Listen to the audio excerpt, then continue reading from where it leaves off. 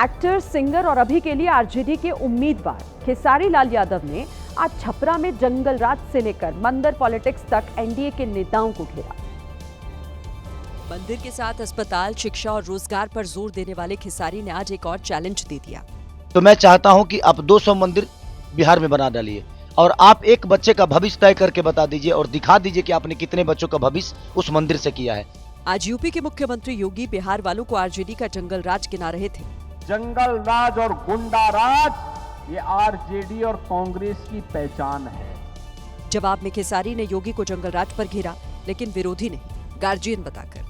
किसी भी एनडीए के नेता से आप पूछिए ना कि आप जंगल राज छोड़ के ना अपना काम बताएं। वो आदित्य योगीनाथ जी हम सबके गार्जियन हैं, वो भी किसी नेता के मुंह से ही जंगल राज सुन लिए हैं, क्योंकि वो तो कभी यहाँ रहे नहीं। तो जैसा कि चुनाव आयोग ने ऐलान किया था कि आज से देश के 12 राज्यों में वोटर लिस्ट को अपडेट करने वाली प्रक्रिया एसआईआर की शुरुआत होगी, वो हो चुकी है।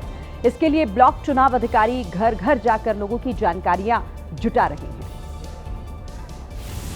मध्य प्रदेश से लेकर राजस्थान, उत्तर प्रदेश और एसआईआर के विरोध में खड़ी ममता बनर्जी वाले पश्चिम बंगाल तक चुनाव आयोग घर घर पहुंच चुका है। प्रशासनिक टीम एक फॉर्म लेकर जा रही है। जैसे जन्मतिथि, आधार, मोबाइल नंबर, पिता का नाम, माता का नाम, मकान नंबर। फॉर्म आपके घर तक आएगा।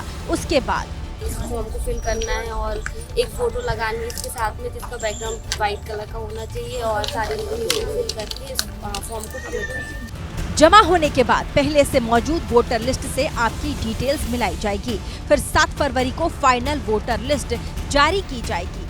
3 केंद्र शासित राज्यों के साथ ही उत्तर प्रदेश, मध्य प्रदेश, राजस्थान, छत्तीसगढ़, गुजरात, पश्चिम बंगाल, तमिलनाडु, गोवा, केरल को मिलाकर कुल 12 राज्यों में ये हो रहा है। इस प्रोसेस में चुनाव आयोग कुल 51 करोड़ वोटर्स की जांच करेगा। और इन 51 करोड़ वोटर्स में पश्चिम बंगाल के वोटर्स भी शामिल हैं। वो पश्चिम बंगाल जहां के मुख्यमंत्री नहीं चाहती कि उनके राज्य में चुनाव आयोग वोटर लिस्ट को अपडेट करे, और इसीलिए ममता बनर्जी एसआईआर शुरू होते ही इस मुद्दे को सड़क पर ले आई हैं। आज कोलकाता में टीएमसी ने एसआईआर के खिलाफ बड़ा मार्च निकाला। सबसे आगे ममता बनर्जी इसमें दिखाई दी, साथ में महिलाओं का एक बड़ा ग्रुप चल रहा था। मार्च के जरिए ममता ने केंद्र सरकार को भी ललकारा।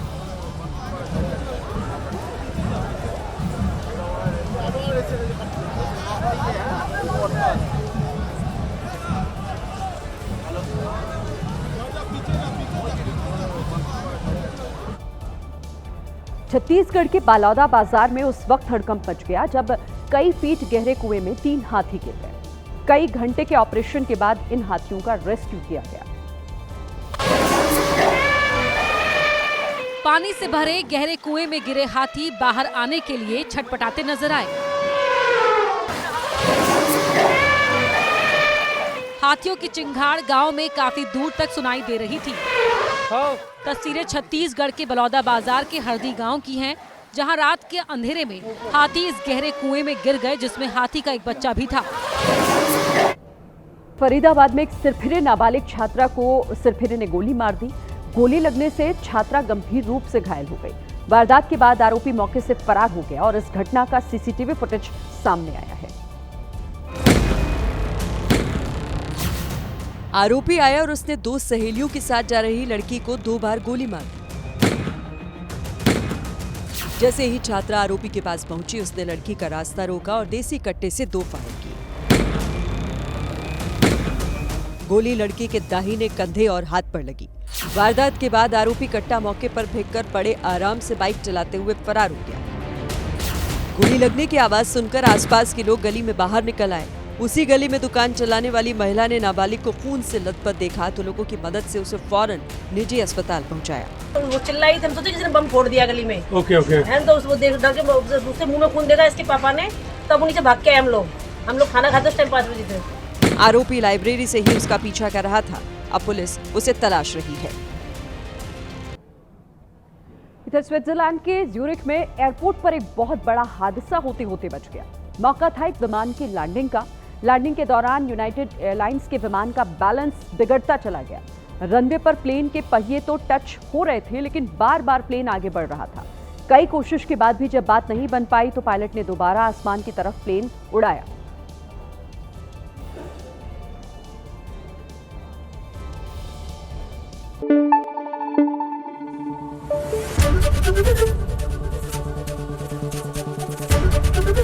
एबीपी न्यूज आपको रखे आगे।